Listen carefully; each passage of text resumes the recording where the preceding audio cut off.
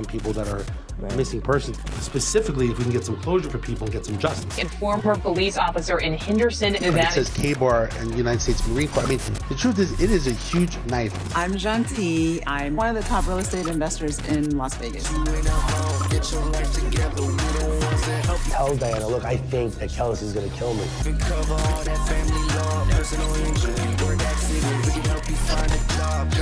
Any videos where you have an officer basically, they don't have ID, they can't get into a hotel room. Anything. Hey everybody, this is David Colmeyer. We're live here at the Problem Solver. Today, I guess I feel a little different because I don't have a headset We on. get to see our beautiful hair and Normally we're ears echoing and face. inside each other. But anyway, so here, Dave Colmeyer, the Problem Solver. Thanks for joining us today. Today, as usual, my lovely Cambodian host, Hello, Janti. everyone. Dr. Hello. G is in the house. Yes, in the house. We call her Dr. G because she's a doctor of many things. Oh, excellent, excellent. Doctor of life, Doctor of Life, that's great. Should I call you Dr. G? if you like to. Doctor- I love it. I love it. So we have a lovely Shelley Berkley who's running for Las Vegas mayor. And Yes. thanks so much for joining us. Thank you so much for inviting me. I appreciate it. So you probably go all around town now these days. You're probably exhausted. Tell us, first of all, when do people get to vote, and what have you been doing the last several months with this campaign going on? Well, the primary election is June 11th. Right now, there are 15 candidates running for mayor of Las Vegas. At the end of the election, on primary election night, there will be 2 going into the general election. So the top 2 vote getters, because this is not a partisan race, so it's not Republican, it's not Democratic, it's nonpartisan, which I think is wonderful. And so the top 2 vote getters go on to the general in November. Is that what you're running for? Is that what you're running for? I'm running for mayor of Las Okay, Vegas. okay. Yes. See, yes. I don't know. I'm not. I don't know anything see political. that. I'm so Dr. sorry. G, we got to get you a little political. That's why you're here, so Oh, I can learn some things. It'll be my pleasure. My Awesome. we pleasure. need to get her a voting guide. A Dr. G needs voting guide. No, we don't. She just has to vote for Shelley There you go. Berkley. There you go. Done. You know, it's interesting you say that because, a lot of people, even myself, are not really truly educated about the voting process. People don't Yes. know. Primary, if no one's against you, right, you automatically win. I mean, there's a whole Correct, process. correct. The average person really doesn't know. And I think that the new generation, there's almost there's a non-interest. Would you agree?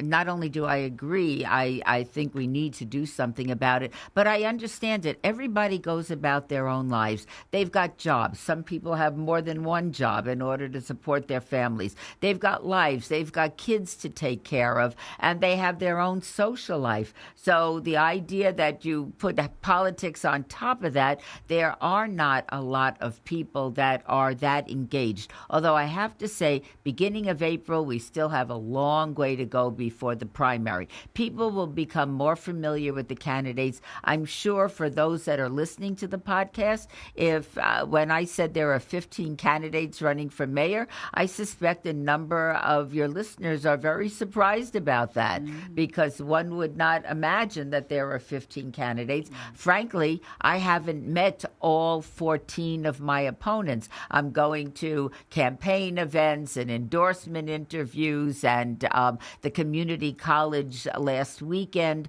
had a candidates forum where the candidates set up tables and the public came and just walked around, got our literature, talked to us. It was a lot of fun, but again, sparsely attended. I suspect there were more candidates there than voters, but that's going to correct itself as we get closer to the election. It's interesting because we were several months ago, we were talking about doing like a debate situation, but someone mentioned about doing it like at UNLV campus or somewhere else as well. But the question is, someone said that they did these debates before, but not that many people really show up. No, It's and not even like the for President of the United States, even for a candidates' night, or let's say the PTA of one of the elementary schools invites all the candidates to come, and you expect, there are about 800 kids in the school, so you expect to have a good turnout of parents. Often there's a handful. Now, I believe you go to everything that you're invited to unless you have a serious conflict, because because people ultimately, they're going to get to know you, they're going to like you, they're going to vote for you, and I think it's important. And I also, and we were talking about this before we went live, I love the process. I think it is just extraordinary, and I don't think that Americans, because we're so accustomed to this, it's so easy, people don't realize how unique the United States of America is, that we have secure elections, we have good elections, and that everybody gets to cast their ballot. And you don't have to worry about being attacked or being harmed in any way. You could vote by mail, you could vote early, you could vote on election day. So I think we make it very easy for people to participate. Interesting. What are your thoughts? I mean, I feel these days, I was with my kids, as you know, you met Chloe, Kyla, 9 and 7. It's kind of an interesting time, like growing up right now. I feel like so much is going on. Like you have war going on, you have all this like controversy. You have even like Bitcoin, right? Like 20 years ago, there was like no Bitcoin. People investing in different things, the housing market, the rental market. Like I just feel like so much is going on, but it doesn't really seem like we're going in the best direction, I guess, for let's just say United States.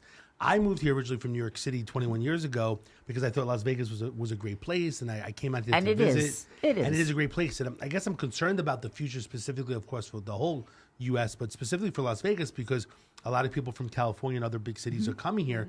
I'm concerned about Vegas's future. What's your take on Vegas, today and in the future? Well, when my family first moved here, and we've been here for 60 years, my family moved here in 1963.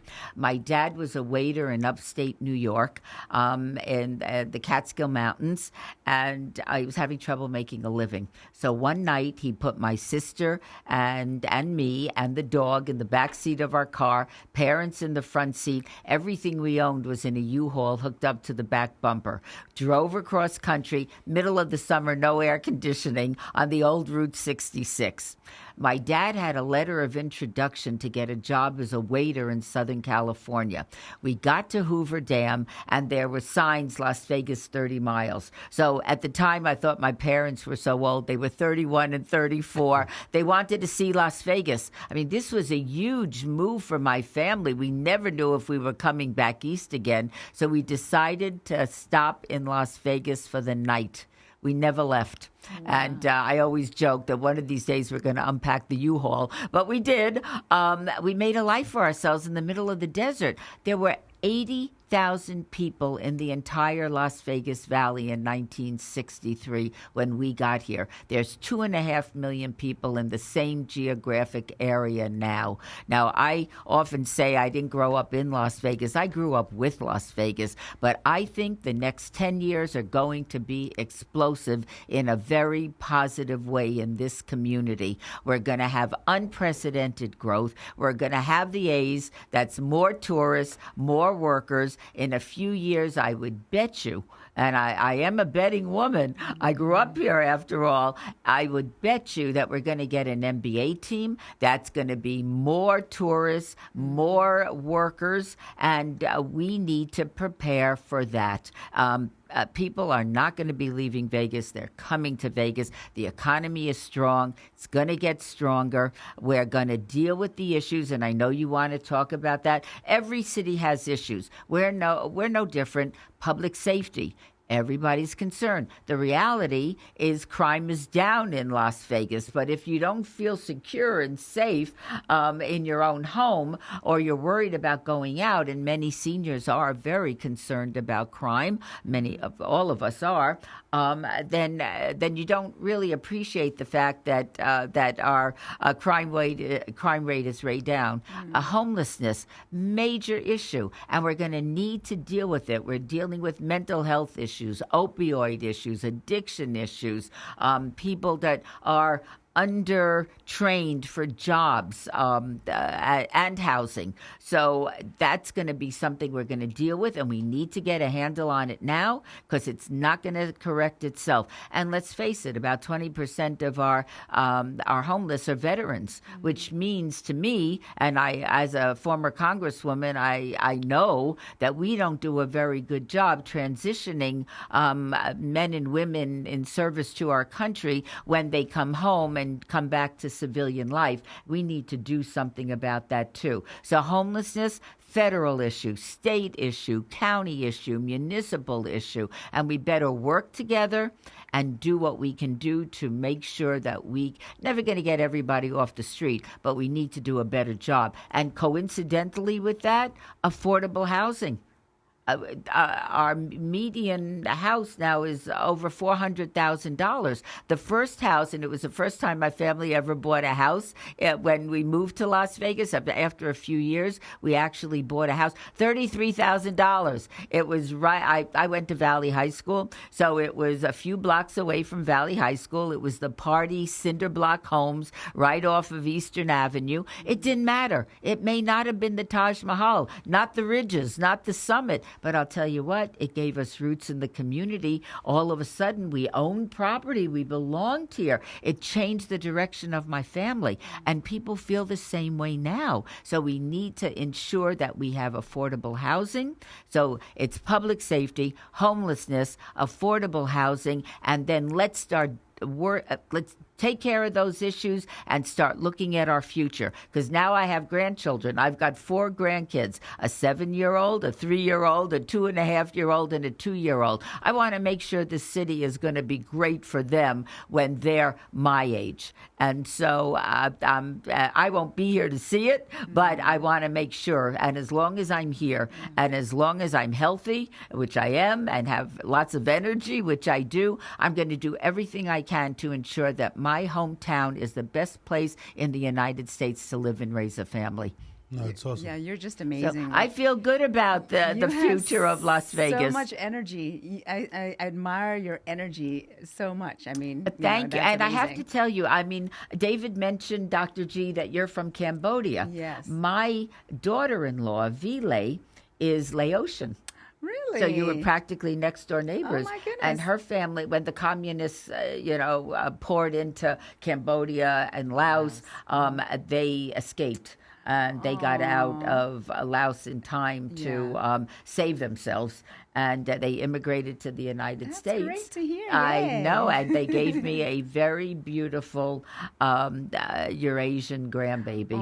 I'll show you a picture when we're done. Sounds good. Yeah, That's awesome. yeah. So just a beautiful woman. We're going to Laotian New Year, which is next week. Yeah, next week. Yes. I'll be going to California myself for Of Cambodian course. New Year. Of Yes, course, 'cause of course. There's not very many Cambodians here.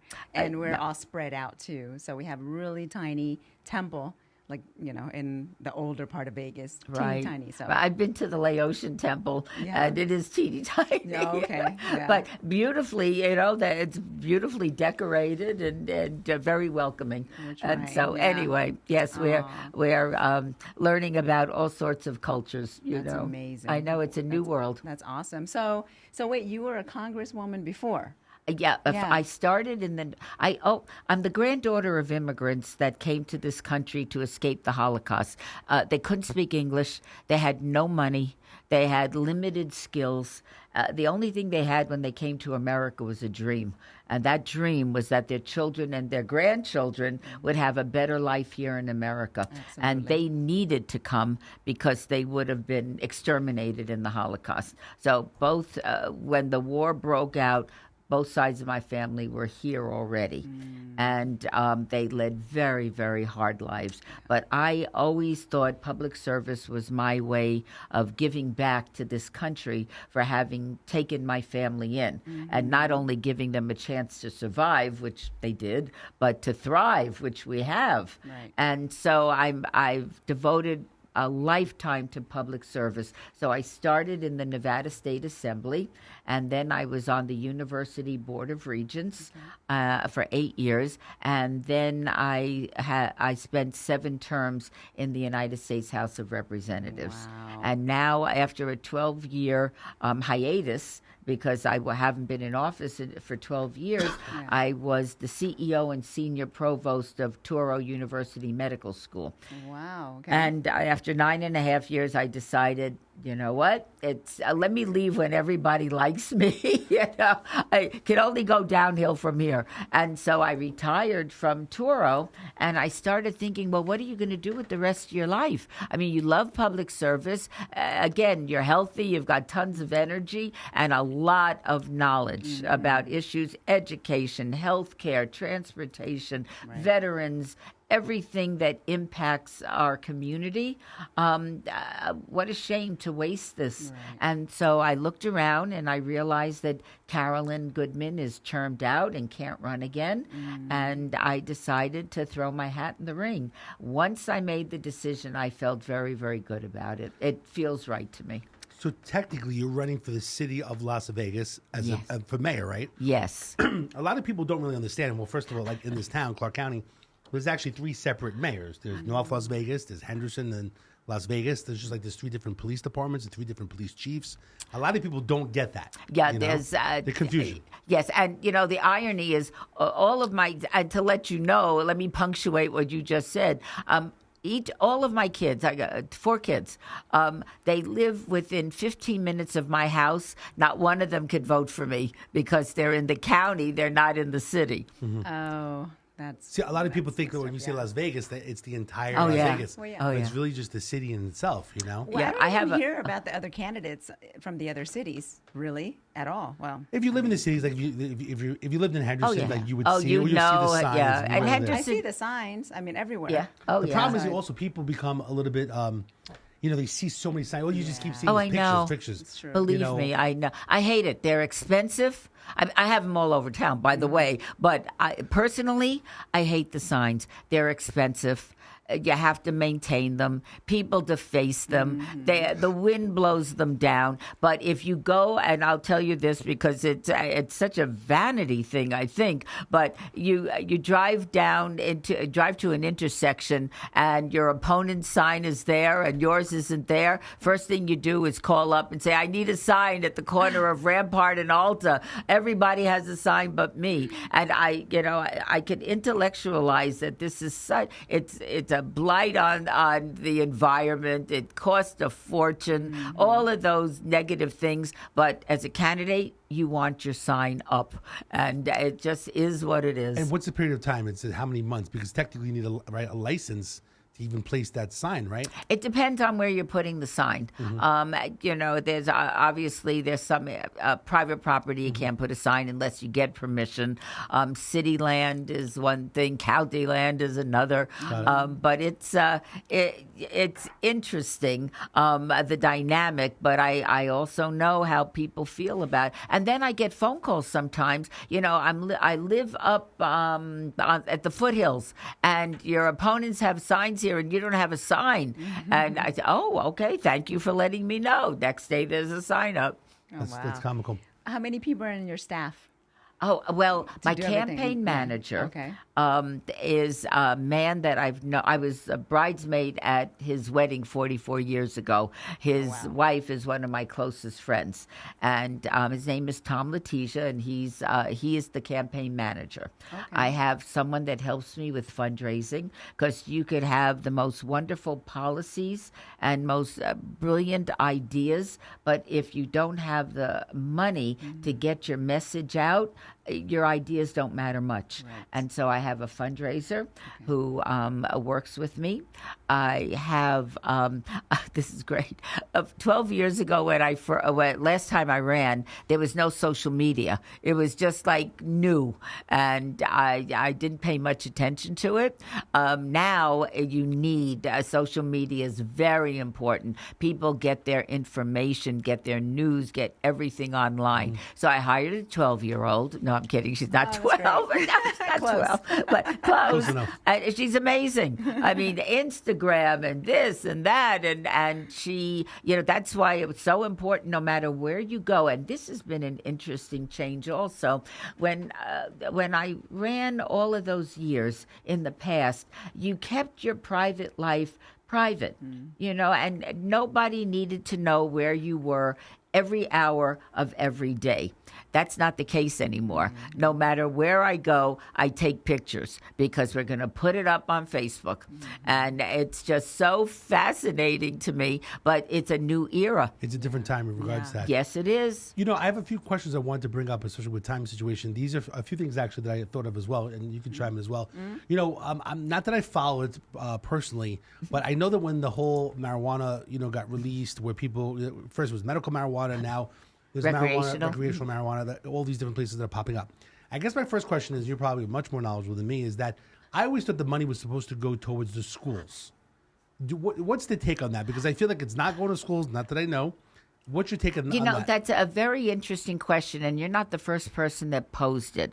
I was in favor of legalizing first medical marijuana and then recreational marijuana. But it was my understanding also, as a private citizen and a voter, that the revenue from whatever we receive from cannabis would be earmarked for schools. I have heard since then that it went into the general fund.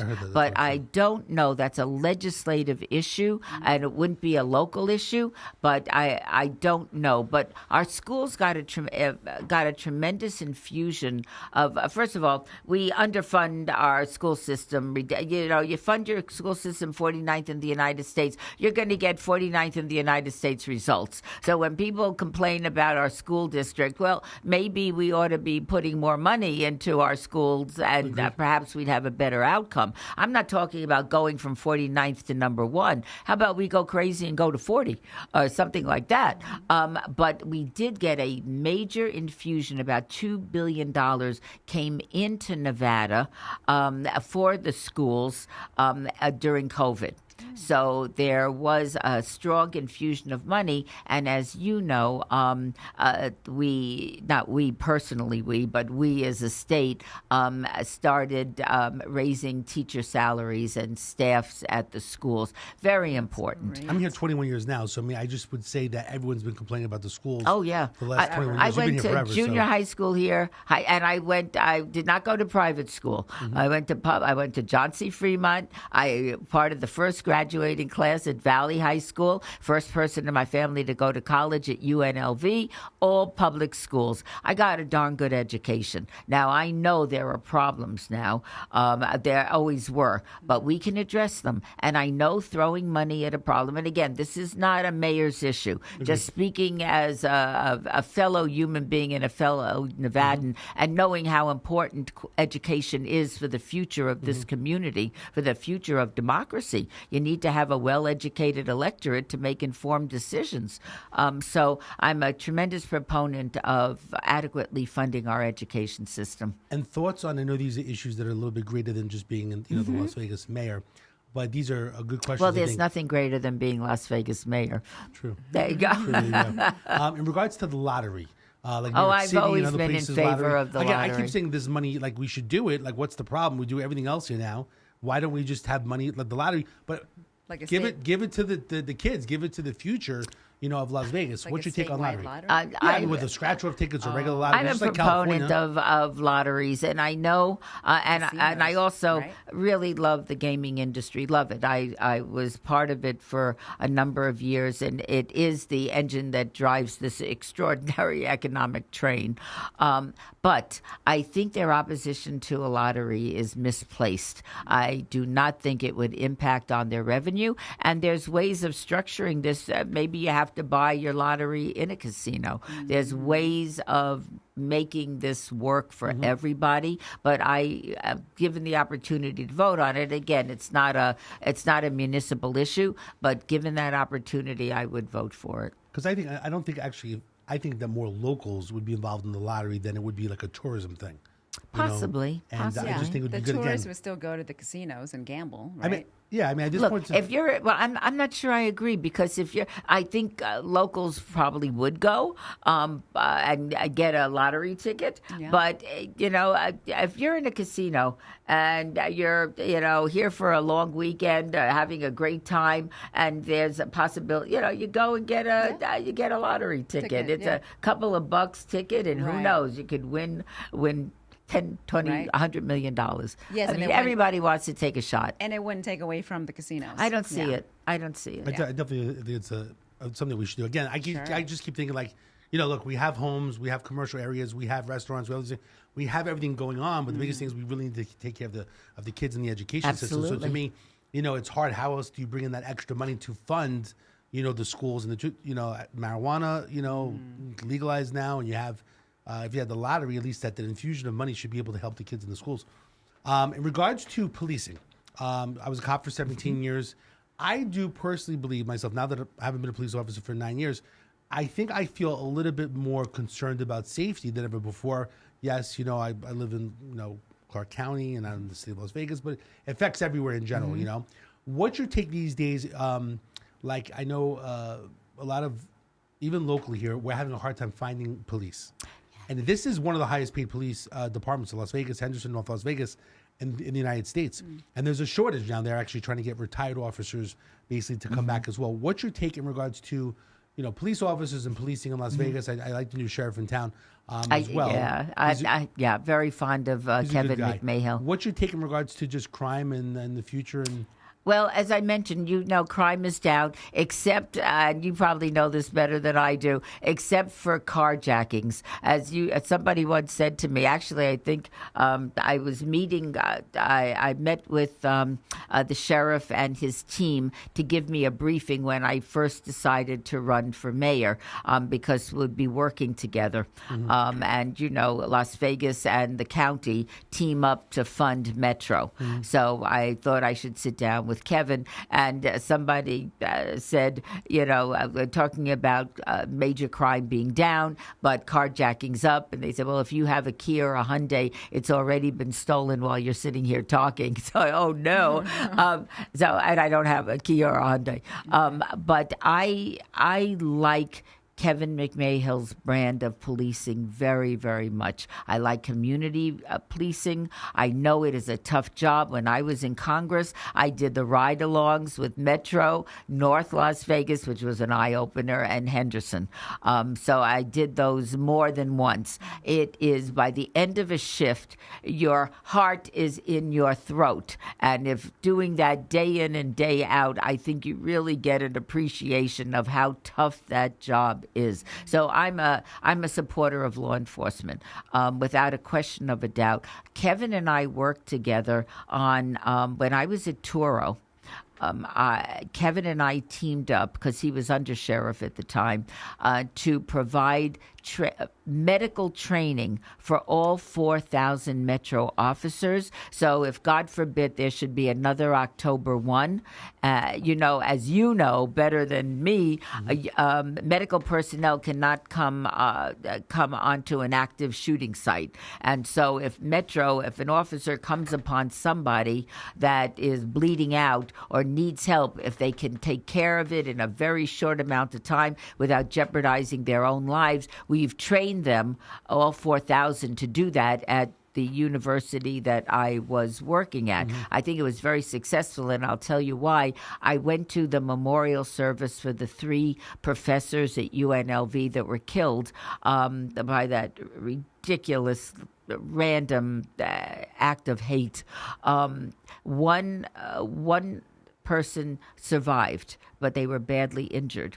When the Metro officer came upon that person, they'd been trained at Toro, and they were able to save his life. Wow, amazing. So we know it worked. I mean, definitely the training helps. I think just definitely needed more police officers in these Yes, days. you It's do. a hard job, people, especially with social media these days. Tough job. A lot of people do not want to become a police officer. Personally, I mean, I see it today when I watch some of my wife's always asks, like, what do you watch? I'm like, you were a cop for 17 years. Why do you got to watch? But it's very interesting because you see, right, everyone's taking out the camera like, oh, what officer? Oh, yeah. You're on camera, let me get It's you tough. supervisor. And look, there's always going to, not always, I shouldn't say that. There are rogue cops. There's no doubt about it. What happened to George Floyd was inexcusable. Stupid. It destroyed a human being's life, and it destroyed the cop. I mean, all of the cops that were there. And so you have to strike a balance, but in a civilized society, we need the cops. I'll share one concept in regards to that. I think that where the future may be, as much as that it's hard to find other, police officers, that there's a lot more private security companies that are opening up that are kind of providing private security these days because, in the city of Las Vegas or anywhere in general, it's a very big town, almost 2 million people that are here. That I do find that these days, like a lot of HOAs and a lot of these different communities, they actually kind of need to police themselves before Metro or Henderson get there because that's why people are having armed guards or unarmed guards in uniform watching their communities just like it's almost like you need like a bodyguard for every community because there's just a lot of people, 2 million people. The town's growing. I recently met with a company that's a new security company called Perseus, and they're actually providing like an ambulance that, God forbid, something happens to like an HOA community. They would actually provide their own private ambulance to help somebody in that community. And I know Henderson Fire, they have a special program now. I think it's like $100 for the year. Like you get extra, like you get 2 rides to the hospital with Henderson Fire. It's like a membership, because they're basically trying to help with funding. But I do believe that these days, like private, it's kind of like private policing through security is growing because you can't find the police. And even myself, I had a situation in my community. I called the police. I saw something going down. Someone was casing the location. I lived in a nice area. It doesn't matter what area that you are. Crime can happen anywhere. And I called the police. They said there's no police around. And I said, what do you mean? I started kind of following them, being like a retired cop. And they said, look, there's no police around. So I was saying, I'm with my wife. I'm like, what am I doing? Even if I have a firearm, there's 3 people in that car. I'm following them. And then technically causing the same hazard where they start driving around the streets with their lights off and trying to cloak out into the community. But I do believe it's definitely an issue in regards to finding good, police officers and then recruiting them. And I think these days... And retaining them. And then also basically having private security these days. I'm not sure if you're familiar, there's different post-certifications for being a police, whether you're corrections or police. But I think actually the future of Las Vegas, because we're getting so big that you need to actually almost have another post-certificate for security, for armed and unarmed, more training. I'm all for training because the area is just getting too big. And everyone's coming from California now because they're upset about the crime and the homeless.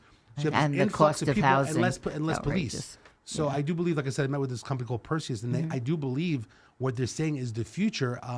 Whether people can afford it, that's a whole other story, Of course. Well, I still think we need to provide, and we do. You're right. We have good pay here, good benefits for the police, but I think we need to increase the force, and I know they're out recruiting. Even on Fremont Street, technically that's City of Las Vegas, right? Oh, not technically. It is right? City of Las Vegas. I mean, I noticed that tell me what you think is going on there, because I noticed there's more security. You have a lot of things that are going on. There's security, there's police. What's your take on Fremont these days in regards to safety? People may be concerned. Maybe you could reassure people that listen about safety in Fremont. Well, this is so great. When I was a high school senior, Fremont Street is where all the high school kids cruised on Friday night, and that's how we all met each other from the different high schools. It is now a pedestrian walkway. There's a lot of business activity. There's a lot of small businesses springing up on Fremont Street, in addition to the casinos, and it needs to be a safe environment for tourists. There was a time nobody used to go on Fremont Street. It was not a place that you would want to go. Now it is. It's an attraction. Everybody wants to see Fremont Street, and it needs to be well protected, and you need to have ample number of police officers. What's your take on years ago? This is interesting. I think that they wanted to make the Neonopolis a red light district. You familiar with red light district? Are you serious? Definition? The Indianapolis, they wanted to make that. I was told by that they wanted to make that area a red light district for like legalizing prostitution and so on. Well, Have you heard that? Well, no. I haven't heard that one. Nevada state law, prostitution is outlawed in out of the 17 state counties in the city, in the state of Nevada. Prostitution is legalized in 15 of those 17. Clark County and Washoe County, where Reno is, prohibited. So I have never heard that, but that would take some doing, because you can't have prostitution Someone in Nevada. told me that they were going to make that area. You know Roshi, right? Yeah, of course. Yeah. Everybody does. So, I had lunch with him once over there. This is so funny. I was thinking I should give him a call, and I haven't. Yeah, he's interesting. I had lunch once with him, and I know they're trying to revamp that spot, which seems like a weird spot, and I know he's trying hard to do that. But you never heard that. I guess what's your take on that? Like, I've never heard feel, of No.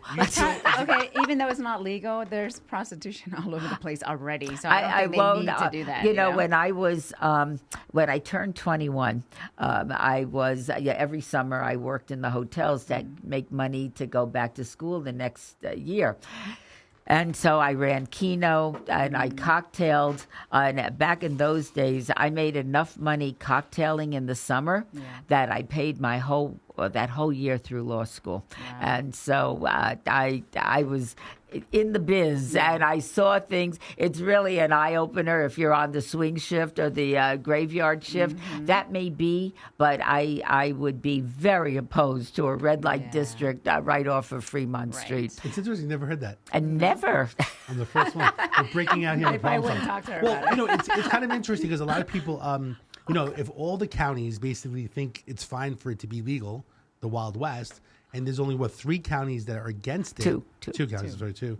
That like, why is it so bad? Like, again, isn't it better to kind of contain the situation in one area and to watch it compared to what's going on the Las Vegas Strip with all the other action that's taking place? So I don't know. I don't, it's the same thing with the marijuana. People were against marijuana, and they said, oh, let's just do medical marijuana. Then it's legal. Now in other states, right, you have mushrooms and other drugs are becoming legal. Like, when do we stop? Is we cocaine stop legal with in the future? prostitution on Fremont Street. That's where we stop. I guess as long as it's not in the city of Las Vegas, you know.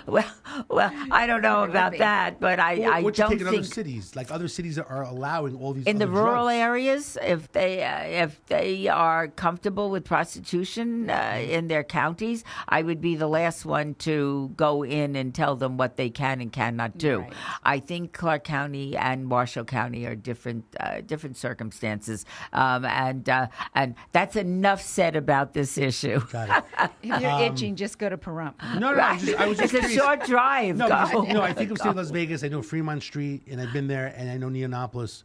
It was brought up that this past mayor that something happened in general. Anyway, we can move on with that topic. But I was just curious in general because, you know, again, whether marijuana, I'm surprised. Like, I never did marijuana. I was a cop when I became 22. I'm 47 now. It kind of feels weird. Like, what's so different about whether it's prostitution or legalized marijuana, where I was arresting people for marijuana. Isn't now that something? The local 7-Eleven, the Walgreens that went out of business on Charleston and Main Street is going to become a Is marijuana that a shop. dispensary? Right. I mean, so you drive by, like, what do I tell my kids? Like, what's that? So you're You trying can to buy say marijuana. they're Like, normalizing all these yeah, things I mean, it now. seems weird when you Yeah, pass by a it is. 7-Eleven, now becomes a marijuana place. I was against the marijuana thing too. Like, I was like, oh no, come And on. now, how do you feel? I mean, I don't use I don't it pay or any anything. attention to it, so, yeah. But I will say doesn't this: really make a difference for over the me. last Me neither. few months, there's been a lot more death that has been taking place with driving a car under the influence. Well, Now, I haven't it should studied be yet. the same laws with alcohol. True. I I mean, mean, you controlled don't substance or do alcohol. anything you want in the comfort of your own home or with friends or in the dispensary, but don't get in a car and drive because you're putting other people in So jeopardy. do you believe that these dispensaries, or now the new lounges, right? Lounges, that will be yeah. in the city of Las Vegas as well, right? I think Yeah, the there first is. one. Yeah. The first one now is open, right? I In the believe city so. of Las Vegas. Yeah. You don't think that's going to affect people driving and? We're the I same. think I'm concerned, is what I'm I think saying. we need to address that problem. You can't become impaired and then get in your car and drive. You can't become legally drunk and get in your car and drive because there are a lot of repercussions about that. Now, if you're asking me, well, they do. Yes, that's true. But do you want to go back to prohibition? No. Right. No, it's an interesting time, especially with these new lounges. Like I said, I think they're just going to be popping up. But I am concerned because, like I said, recently it seems like it's off the hook in regards to a lot of people, even these players, these NFL players and stuff like that. Like these car accidents, people are dying, and it just seems like it's getting worse. And one of the questions I ask people is, how do we really prevent that? And I don't know if the dispensaries and the marijuana and the alcohol. A strong laws that the legislature would pass to ensure that if you are legally impaired, if it's alcohol or marijuana, you do not get behind the wheel and drive. And if you do, there are penalties that attach to that sort of behavior. I mean, DUI is still a very serious thing, right? Yes, absolutely. The sad part about it is that I worked at a criminal defense firm for like 7 years, but most of the times with people with DUI misdemeanor, Then they have, if they're convicted, then the second DUI is a misdemeanor. And then the third within 7 years is a felony. But the problem is most of the DUIs get negotiated down to reckless driving. Yes, they which do. means that you start back up again with the DUI first. So the sad part about it is I believe in first chances, second chances, even third sometimes, but it does concern me because, the person that kills somebody then automatically jumps to a felony, right? Yeah, But they a lot should. of people don't get as much time. We had a situation where we gave reward money of 10 grand. The guy got 3 years in jail for killing somebody. He wasn't intoxicated, but it was a hit and run. It just feels like it's not enough time for taking someone's Well, that's life. a judicial issue, Agreed. And I agree. There should be stiff penalties that attach to inappropriate behavior and behavior that harms somebody else. Jumping topics. I know homeless is a concern, especially in California, Vegas. In my mindset, I feel when I drive, I'm downtown as well. I do kind of feel, and this is not a total true statement, I feel that there's more homeless downtown in the city of Las Vegas area. And that, especially in the alleyways, it's like a whole new world that's living down there. Yes. And I just don't know how you change things. I'm very confused. Oh, I'm with confident California. that we will deal with that What's situation. 3 things if you had to make some changes where we could help the homeless? All right, well, let me tell you, and I just had this conversation today, because this is such an important issue for my constituents, and when we're walking precincts and knocking on doors, and you talk to people and say, well, what are you concerned about? Homeless always comes up. And I'm driving around town, too. I see what's going on. The Nevada State Legislature appropriated $100 million at the end of the last session to deal with the homeless challenge, in particular, I would say Clark County, let me say that. It was passed with the understanding that the resort corridor would come in and match the $100 million. So now you're talking about $200 million. They have been working on a proposal that they're going to be building a campus for the homeless, that they deal with their mental health issues, their addiction issues. They provide a job, let me call it job training now, for lack of a better word. Train them up for a job and then provide long-term housing. And they're going to be on the campus for maybe about 6 months. They're going to have to work. They're going to have to do. But that is a holistic approach. You can't, if somebody's homeless, just putting them in, I know California's doing it in a hotel room, that doesn't solve their problem. We have to get to the core of the problems. Why are these people home? And there's a whole, and it's not just a monolith. This is a homeless person. There are people that are working and they can't afford a house or an apartment because their wages aren't large enough to pay the rent and still live. You've got people living in their cars. You've got veterans that are suffering from serious PTSD. So there's a multifaceted reasons for homelessness, but I think you can deal with people's mental health issues, their addiction issues. If they can't hold on to a job, why not? What type of training do they need? Are they potential service employees where they can get job training with the Culinary Institute and go go to the Strip and find a job that will sustain them and their families. And then you deal with the housing problem. Mm-hmm. So there's programs, it's best practices. There are programs in the United States that are dealing with this, but we are dealing with it. And I love this idea of a self-contained campus away from downtown Las Vegas, where you're taking these people that find themselves homeless, some chronically, some for the first time in their lives, never dreamt that they would be, and dealing with the underlying issues so that they can become self-sustaining and get off the streets. But do you think that most of them that are in those situations that they want to be out of it have already sought help?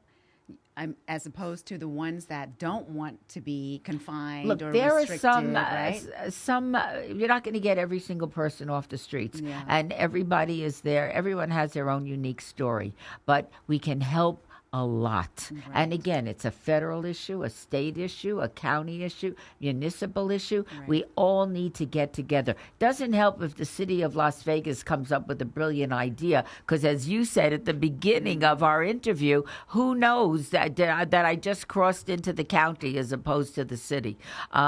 It's an issue that's affecting all of Southern Nevada, and we need to work together. What do you think about? I've heard that they would ship them or fly them from different places to come to Nevada now. In the cloak of night, even. Oh, So no I've one heard. I've knows, also right? heard that there are busloads of homeless going to California. I don't know any. okay. All I know is we got to deal with the problem we've got here, Right. and that's what I'm focused on. And so I know they're adding to it. Yeah, well, and This is different. So back in the day, I think they used to give Greyhound tickets. to go to that's California. yes, I've Back heard in that. the day, It's too big a problem Tell 'em now to to go be back doing there. that. Yeah, nope. We're going to deal with our own. We got about a minute left. What else would you like to share to our listeners, or kind of a final statement in regards to voting for you? Anything you want to share? Oh, you know what? This is great. Many years, I've been doing this for a long time. And in my early years of running, I was running for an office, and somebody that I knew pretty well endorsed my opponent. And I ran into him and I said, "You endorsed my opponent, but we're such good friends." He said, "I endorsed her because you never asked me." So I never make that mistake again. So to all of your listeners, I am asking for their vote and their support. I promise you, I've got an excellent record of working with people, dealing with people, solving problems. I get things done, and I can promise if I am lucky enough and honored enough to receive the votes to become mayor of Las Vegas, nobody will regret that decision. Well, we appreciate you coming on this show. You said solving problems, so you may be taking my job. So in the future, since I'm the problem solver, yes. so Take his job. when you win office, then you'll come back as the true problem solver for the city of Las Vegas. I will So- indeed, or maybe you'll help me solve some Yeah. problems. Absolutely. Vote So we- for Shelley Berkley, you guys. Yes, absolutely. Dr. G, thank you very much. Thank you A for pleasure being here. meeting you. Thank you so much, Shelley Berkley, for coming on. And if someone wants to go, is the website shelleyberkley.com? Is that what it is? Or Berkeley 4, the number 4, Berkeley Berkeley4mayor.com. mayor.com. So if anyone wants to help or reach out to Shelley. Yes, for sure. Shelley, Well, pleasure to have you. my pleasure always. It's great to see you. Same as well. Dr. G, thanks so much as usual. Thank you. And as usual, I'm Dave Colmeyer, the problem solver. Every single week, we're talking about solving problems, and we have some problems that we have to solve in Las Vegas and Clark County. So hopefully we can solve them together, especially with Shelley Berkley as mayor. So thanks so much. We'll see you next week, and have a good one. Be safe.